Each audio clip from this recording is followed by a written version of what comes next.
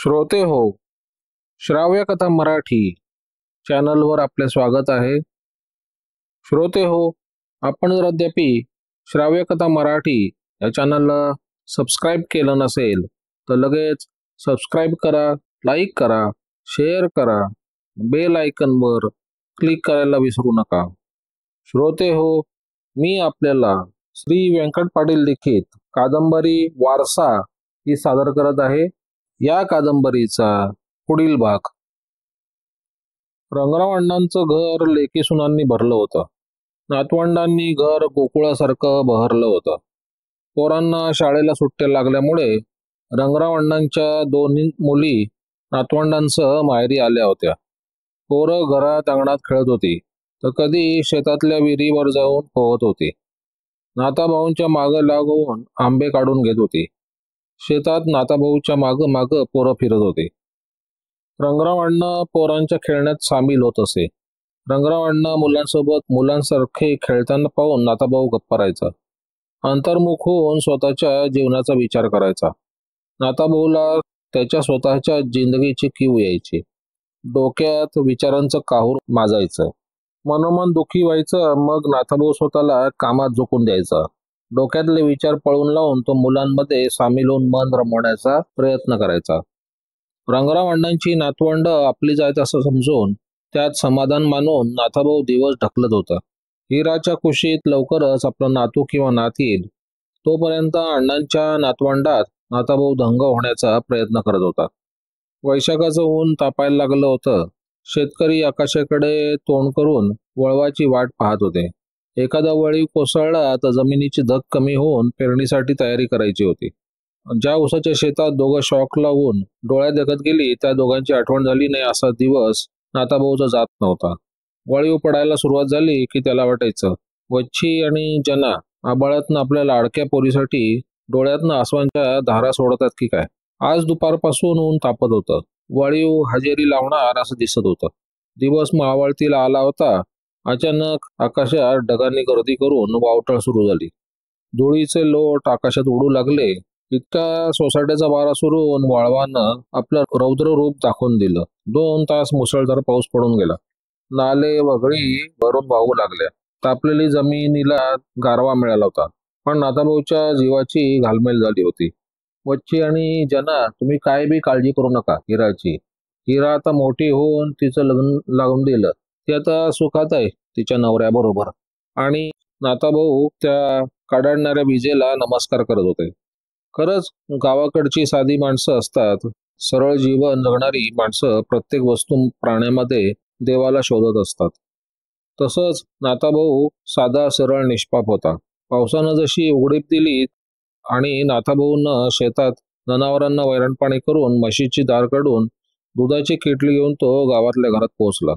दुधाची किटली रंगराव अण्णांच्या घरात दरवाजात ठेवून चिखलानं भरलेले पाय धुवून तो ओसरीवर बसला. बाहेर पाऊस पडल्यानं घरात पोरांनी धुडगूस घातला होता.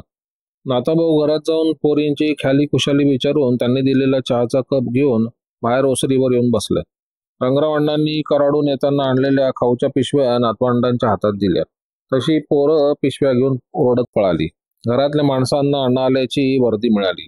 त्याबरोबर पाण्याचा तांब्या आणि चहाचा कप त्यांच्या समोर आणून ठेवला गेला. रंगराव अण्णा झोपाळ्यावर बसून चहा पिता पिता नाथाभाऊंकडे बघत होते. नाथाभाऊ लईच थकल्यासारखा वाटतोय. मी त्याच्यापेक्षा मोठा असून नाथाभाऊ वयस्कर दिसतोय. चहाचा कप समोर टिपावर ठेवत अण्णा म्हणाले, नाथाभाऊ आज वळवाने हजेरी लावली तर रानातनं पाणी वाहून गेलं का नाही? नाथाभाऊनं कप खाली ठेवून तंबाखू घेत म्हणाला, होय अण्णा, बरा दमदार कोसळला. 1 इंचभर वल्ल झालंय जमिनीत. वगळीतनं पाणी वाहून गेलं. आता मशागतीला रान येईल हातात. त्यावर रंगराव अण्णा म्हणाले, होय, पुढच्या आठवड्यात जमिनीत नांगरट केली पाहिजे. अण्णा बोलता बोलता त्यांच्या लक्षात आलं. ते म्हणाले, अरे नाथाभाऊ, आज कराडात हिरा आणि जावई पाहुणे भेटले होते. त्यांनी तुला निरोप दिलाय. मी विसरलोच बघ. त्यावर नाथाभाऊ म्हणाले, काय म्हणत होती हिरा? मागच्या वेळी आली तेव्हा नाराज झाली होती. नाथाभाऊंच्या बोलण्यावर रंगराव अण्णा हसत म्हणाले, नाथाभाऊ, आपले पोरी कधी नाराज होत नाही. झाल्यास तर पुन्हा पुढच्या मिनिटात त्यांची नाराजी जाते. अरे ते उद्या दोघं फिरायला बंगलोरला जाणार आहेत म्हणे. नंतर येतो म्हणे तुम्हाला भेटायला. नाथाभाऊंना खांद्यावरच्या टॉवेलनं तोंड पुसत म्हणाले, जाऊ दे फिरायला. आम्हाला आमच्या आयुष्यात कराडाच्या पुढं कधी जाता आलं नाही. त्यांना तरी करू द्या मजा. रंगाराव अण्णा आणि नाथाभाऊ बोलत असताना रंगाराव अण्णांची मुलगी ही चहाचा कप आणि पाण्याचा तांब्या उचलत तिने नाथाभाऊंना विचारलं, नाथाभाऊ, हिरा कशी आहे? बरेच दिवसात भेट झाली नाही. अण्णा म्हणाले, अगं प्राजक्ता, हिरा आणि तिचा नवरा दोघंही आज मला कराडात भेटले होते. उद्या ते दोघं कुठं पिकनिकला जाणार आहे, बंगलोर उटीला. 10 दिवसानंतर परत येणार आहेत. त्यावेळी येईल ती, मग भेट घेईल तुमची. रंगराव अण्णांकडून हिराची माहिती मिळाल्यावर प्राजक्तानं विचारलं, सारजा काकीचा पोरगा गावात आला होता असं घरातून कळलं, पण तो इतक्या वर्षांनी कसा काय आला? प्राजक्तानं प्रश्न विचारला आणि नाथाभाऊच्या चेहऱ्यावर नाराजी दिसू लागली. प्राजक्ताच्या प्रश्नावर रंगराव अण्णांनी प्राजक्ताला डोळ्यानं इशारा करून पुढे काय विचारू नकोस म्हणवलं. प्राजक्ता चहाचे कप आणि तांब्या घेऊन घरात गेली. नाथाभाऊ गुडघ्यावर हात ठेवून अण्णांना म्हणाले, जेवायला अजून टाइम आहे, तोपर्यंत घराकडे जाऊन येतो. घरात पावसाचं काय पाणी बिणी आलं का बघून घेतो. असं म्हणून नाथाभाऊ त्यांच्या घराकडे निघून गेले. नाथाभाऊनं घराचं कुलूप काढून आत जाऊन लाईट लावून बघितलं. घराच्या दरवाजातून थोडंसं पाणी आत आलं होतं. पत्र्यातून एका ठिकाणी पाणी गळून जमीन ओली झाली होती. नाथाभाऊनं साफसफाई करून घेतली. पाण्याच्या टाकीतलं शिळं पाणी काढून टाकी स्वच्छ धुवून पुन्हा त्यात पिण्यासाठी पाणी भरून ठेवलं. विठ्ठलाच्या मूर्तीपुढे दिवा लावून दोन्ही हात जोडून नमस्कार करून पुन्हा रंगराव अण्णांच्या घरी जाण्यासाठी नाथाभाऊ हजर झाले. रंगराव अण्णांच्या घरात अण्णांच्या बरोबर रात्रीचं जेवण करून उठत नाथाभाऊ म्हणाले, अण्णा, आज गावातल्या घरातच झोपतो. रानात पाऊस लय पडलाय. चिखलात आता जात नाही. तसं येताना मी जनावरांना वैरण पाणी करून आलोय. सकाळी लवकर जाईन. रंगराव अण्णा म्हणाले, काही हरकत नाही, आज थांब इथेच. उद्या सकाळी जा लवकर. अण्णांच्या बोलण्यावर नाथाभाऊनं टॉवेल डोक्याला गुंडाळत आपल्या घराकडे निघून गेले. नाथाभाऊ निघून गेल्यानंतर रंगराव अण्णांनी आपल्या दोन्ही मुलींना सारजा, तिचा पोरगा दिनकर यांची माहिती देऊन, पोरगा आल्यापासून नाथाभाऊ खूप नाराज झाला असून कोणी विषय काढला की तो चिडतो असं सांगून सगळ्यांना माहिती दिली. तो पोरगा आता नाथाभाऊंच्या मागे लागलाय, मी तुम्हाला सांभाळतो म्हणून, डोळ्याचा इलाज करतो म्हणून. पण नाथाभाऊ काही तयार होत नाहीत. थोड्या वेळानं गप्पा मारून ते सर्वजण झोपण्यासाठी निघून गेले. सीमा आणि दिनू रात्री 8 वाजता सर्व आवरून बॅग उचलून हातात घेत आईला म्हणाले, आई, आम्ही आता निघतो. मुलुंडमधून 9 वाजता गाडी सुटणार आहे. त्या दोघांनी आईचा निरोप घेऊन मुलुंडला येऊन कराडला जाणाऱ्या बसमध्ये दोघं स्थानापन्न झाली. गावी जाऊन काय काय करायचं याबद्दल चर्चा करू लागले. बस लोणावळ्याचा घाट चढून पुढे आल्यावर हवेत गारवा जाणवू लागला. पुण्याच्या पुढे एका ठिकाणी पाऊस पडून गेल्याने हवेत गारवा पसरला होता.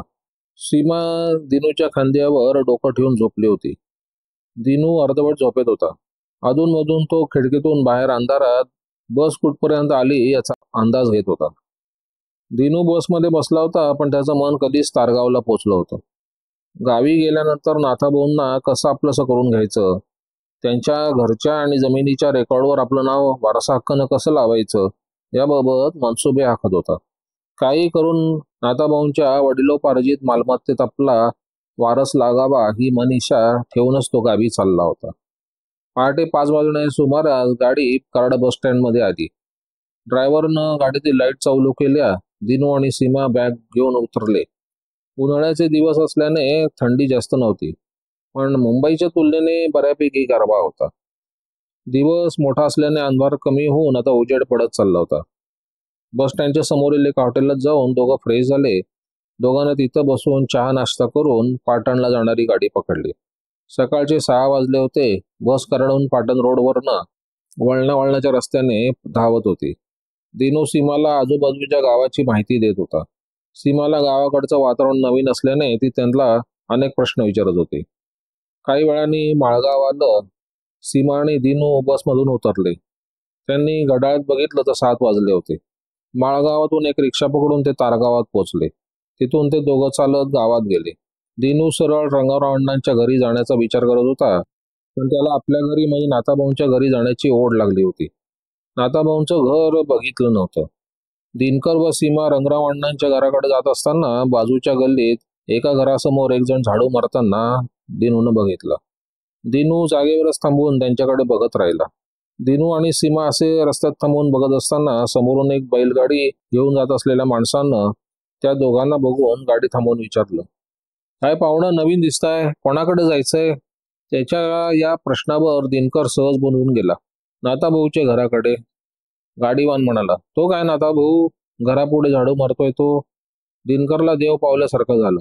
त्यानं त्या गाडीवानाचे आभार मानून तो रंगराव अण्णांच्या घरी न जाता सरळ नाथाभाऊंच्या घराकडे चालू लागला. दिनू आणि सीमा नाथाभाऊच्या घरासमोर येऊन थांबले. वाकून झाडत असताना कोणीतरी समोर आल्याची चाहूल लागल्यानं नाथाभाऊ थांबला. समोर बघितलं तर दिनू आणि एक बाई दिसली. नाथाभाऊनं हातातला झाडू खाली टाकून, तू सकाळी सकाळी कसा काय आला? तुला सांगितलं होतं मागच्या वेळी तू गावाकडे येऊ नकोस म्हणून. आणि ही बाई कोण सोबत? नाथाभाऊच्या प्रश्नाला उत्तर न देता हातातली बाईक खाली ठेवून सीमा व दिनूनं वाकून नाथाभाऊंना नमस्कार केला. तसा नाथाभाऊ समजून गेला, गेल्या वेळेला एकटा आला होता, आता बायकोला घेऊन आलाय वाटतं. नाथाभाऊ त्या दोघांकडे बघत एक पाऊल मागे सरत म्हणाले, आज तू तर सरळ माझ्याच घरी आला. त्या बोलण्याचं आई चालू असताना आजूबाजूस एक दोन शेजारी आपल्या घरासमोर उभे राहून पाहत होते. दिनकर नाथाभाऊंना म्हणाला, भाऊ आपण घरात जाऊन बोलू, उगीच लोकांपुढे तमाशा नको. त्यांचं वाक्य संपायच्या आत उसळून नाथाभाऊ म्हणाला, वा रे वा, तमाशा मी मांडलाय वय? तमाशाला सुरुवात तुम्ही लोकांनी केली. चला निघा इथून. मगासपासून शांतपणे आणि लज्जित झालेली सीमा पुढे येऊन म्हणाली, नाथाभाऊ तुम्हाला भेटायला तुमची सून आली, घरात तरी घ्या तिला. आम्ही काय कायम नाही राहणार इथे, 2 दिवसात परत जाऊ. आता पहिल्यांदा रंगराव अण्णांच्या घरीच जाणार होतो, पण तुम्ही समोर दिसलात म्हणून तुमच्याकडे आलो. तिच्या बोलण्यानं नाथाभाऊंना त्या दोघांना घरात बोलवलं. सीमानं झटकन बॅग उचलून घराचा उंबरा ओलांडून ती आत गेली. नवीन सून घरात येताना घरच्या लोकांना आणि स्वतःला किती आनंद होतो, पण आज या घराचा उंबरा ओलांडताना घराच्या मालकानं आडेवेडे घेत प्रवेश दिला होता. तिच्या डोक्यात विचारचक्र चालू होतं आणि डोळ्यांनी घराची पाहणी करत होतं. घर छोटं होतं, पण नाथाभाऊंनी नीटनेटकं ठेवलं होतं. नाथाभाऊंनी त्यांना पाण्याचा तांब्या दिला. मोरीत जाऊन दोघांनी हातपाय धुतले. दिनकरचं मन मात्र हात धुताना भूतकाळात गेलं. हेच बाथरूम बांधण्यासाठी संतोष मिस्त्रीला काम दिलं होतं. नाथाभाऊंनी घरातलं बाथरूम भक्कम बांधलं, पण आईनं मग सर्वच घर मोडलं. नाथाभाऊंच्या स्वप्नांची राखरांगोळी केली. दिनकर बाथरूम मधून बाहेर येऊन समोर पलंगावर बसत म्हणाला, नाथाभाऊ ही माझी बायको सीमा. यावेळी तिनं गावी येण्याचा, तुम्हाला भेटण्याचा हट्ट केला म्हणून तिला घेऊन आलो. आम्ही 2-4 दिवस थांबून परत जाऊ. तुम्ही यावेळी यायला पाहिजे आमच्या बरोबर. त्यांच्या बोलण्यावर नाथाभाऊ त्याला बजावत म्हणाले, हे बघ पोरा, ते आता मुंबई पुराण बंद कर. आलाय तसा 2 दिवस राहा आणि जा परत मुंबईला. बोलता बोलता नाथाभाऊंनी कोपऱ्यातल्या स्टोवला पंप मारला. तशी सीमा झटकन उठून त्यांच्याजवळ जात म्हणाली, नाथाभाऊ आता व्हा बाजूला तुम्ही, मी पेटवते स्टोव. म्हणून सीमानं स्टोव पेटवला. लाकडी कपाटातून चहाचा टोप आणि साखर चहा पावडर काढून नाथाभाऊ सीमाला देत म्हणाले, हे घे, चहाला आदण टाक, तोपर्यंत मी बाजूच्या डेअरीतून दूध घेऊन येतो. म्हणून ते केटली घेऊन दूध आणण्यासाठी गेले. नाथाभाऊ बाहेर गेले आणि दिनून सीमाला डोळ्यानं खुणावून उजव्या हाताचा अंगठा आणि तर्जनी जुळवून गोल करत म्हणाला, एकदम मस्त काम केलं तू सीमा. आता आपण इथं आहोत तोपर्यंत घराचा ताबा घे. नाथाभाऊंचं मन जिंकण्याचा प्रयत्न कर. सीमा, असं म्हणतात की पुरुषाच्या आवडीचा पदार्थ तोंडाला लागला की स्त्रीला त्याच्या पोटात जाण्याचा मार्ग मोकळा होतो. 2-4 दिवस आता नाथाभाऊंना चांगलं चुंगलं खायला करून घाल. 5-10 मिनिटात नाथाभाऊ कोणाशी तरी बोलत दरवाजा बाहेर आले. दुधाची किटली देत ते सीमाला म्हणाले, त्या दुसऱ्या पातेल्यात दूध तापून घे. सीमानं भरभर हात हलवत कामाला सुरुवात केली. तिघांनी मिळून चहा घेतला. मुंबईतून आणलेली मिठाई एका बशीत नाथाभाऊंना दिली. चहा पिता पिता दिनकरनं नाथाभाऊंच्या तब्येतीची चौकशी केली. इराची आणि रंगराव अण्णांच्या बद्दल वास्तपुस्त केली. नाथाभाऊंना खटकेल असा दुसरा कोणताच विषय दिनूनं काढला नाही. नाथाभाऊंनी पण कोणाची विचारपूस केली नाही. नाथाभाऊ चहा घेऊन कब्बशी जमिनीवर ठेवत म्हणाले, तुम्ही आंघोळी पांघोळी करून घ्या, मी अण्णांच्या घराकडे जाऊन शेताकडे जाणार आहे. तुम्हाला आता जेवायला काहीतरी केलं पाहिजे. घरात पीठ नाही पण तांदूळ आहेत. पण तुम्ही काही करू नका, मी रंगराव अण्णांच्या घरी सांगून जेवणाची व्यवस्था करतो. सीमा त्यांच्या पुढे येऊन म्हणाली, नको, मी डाळ खिचडी बनवते दुपारसाठी, मग रात्री बघू, जमलं तर जाऊ अण्णांच्या घरी जेवायला. दिनकर मध्येच तिला थांबवत म्हणाला, सीमा दुपारी जेऊ घरी आणि त्यानंतर आपण रंगराव अण्णांची भेट घ्यायला जाऊ. नाथाभाऊंनी घरात कुठल्या डब्यात काय धान्य डाळी मसाला आहेत ते सीमाला दाखवलं आणि नाथाभाऊ निघून गेले. सीमा आणि दिनकर यांनी अनेके आटपून सीमा स्वयंपाकाला लागली तर दिनू घरातल्या वस्तूंची तपासणी करत होता. त्याला एक प्लास्टिकची पिशवी दिसली. पिशवी उघडून त्यांनी कागद बाहेर काढून बघू लागला तर कागद वाचताना त्यांनी चुटकी वाजून म्हणला, क्या बात है. त्याच्या या बोलण्यावर सीमानं हातातलं काम थांबवून दिनूकडे वळून म्हणाली, काय रे दिनू, काय झालं. तिच्या प्रश्नावर तो सीमाच्या जवळ जात म्हणाला, हे बघ सीमा, नाथाभाऊंच्या घराची कागदपत्र आणि जमिनीचे सातबाराचे उतारे. त्यानं बघितलं, घराच्या कागदावर सर्वे नंबर आणि घराचे आकारमान लिहिले होते. घर छोटं होतं पण घराची जागा जवळजवळ 2 गुंठे इतकी होती. जमिनीच्या सातबाराच्या उतार्यावर 5 एकर जमिनीचं क्षेत्र असल्याची नोंद होती. तो पुढे म्हणाला, ज्या कामासाठी आपण आलोय ते अर्ध काम आत्ताच पार पडलंय. या कागदपत्रांच्या आधारे मी नाथाभाऊंच्या जमीन व घराचे जागेवर वारसा हक्क लावू शकतो. त्याच्या बोलण्यावर सीमानं विचारलं, दिनू, हे लगेच कसं शक्य आहे. नाथाभाऊंच्या सह्या पाहिजे, त्यांची संमती पाहिजे. सीमाचं बोलणं थांबवत दिनू म्हणाला, सीमा, हे मला माहित नाही का. अगं, इतक्या सहजासहजी कागद हाताला लागलेत, आता मलाच काहीतरी करावं लागेल. सीमा, आपण आजच्या दिवस थांबून रंगरावणाशी बोलून उद्या नाथाभाऊंना कराडला डोळ्याच्या डॉक्टरकडे घेऊन जाऊ. त्यावेळी कराडला तहसीलदार कार्यालय ते अर्ज माझ्या नावाने करतो. त्याचबरोबर नाथाभाऊंची सही एका कागदावर घेऊन त्या कागदपत्रांच्या झेरॉक्स जोडून देतो. म्हणजे किमान वारसा हक्काची नोंदीची प्रक्रिया सुरू होईल. आणि महत्वाची गोष्ट, हे कोणाला कळता कामा नाही, नाहीतर आपल्याला अडचण येईल. आज सकाळी नाथाभाऊ आपल्याशी शांतपणे वागले असले तरी ते आपल्याबरोबर मुंबईला येतील असं वाटत नाही. आता त्यांना सारखं सारखं मुंबईला चल म्हणून सांगण्यात काय अर्थ नाही. त्यांच्या बोलण्यावर सीमा विचार करते. हा कालपर्यंत नाथाभाऊंना मुंबईला घेऊन जायचं असं म्हणणारा आज अचानक असं नकारार्थी काय बोलू लागला. दिनूच्या बोलण्यावर सीमा म्हणाली, अरे, आपण त्यांना मुंबईला घेऊन जाणार आहोत ना, तू असं काय बोलतो. त्यावर दिनू म्हणाला, हो, आपण त्यांना मुंबईला घेऊन जाणार आहोत, पण त्यांनी नकार दिला तर काय करायचं. त्यांना जास्त आग्रह न करता त्यांच्या डोळ्यावर कराडला इलाज करून घेऊ असं त्यांना सुचवूया. म्हणजे ते आपल्याबरोबर कराडला तरी यायला तयार होतील. मग आपण कराडला गेलो की तिथे मी कराडला तहसीलदार कार्यालयात जाऊन सर्व कागदपत्रे देऊन येईन. तू नाथाभाऊंना घेऊन दवाखान्यात थांब, तोपर्यंत मी तहसीलदार ऑफिसला जाऊन येईन. दिनूच्या बोलण्यावर सीमाला काय बोलावं ते कळेना. ती म्हणाली, दिनू, आपण नाथाभाऊंना फसवत तर नाही ना. तिच्या या बोलण्यावर त्यानं तिच्या ओठावर बोट ठेवत म्हणाला, हळू बोल, अशी संधी पुन्हा येणार नाही. वारसा हक्क लावण्यासाठी हीच वेळ आहे. पुढं काय होतं ते बघू.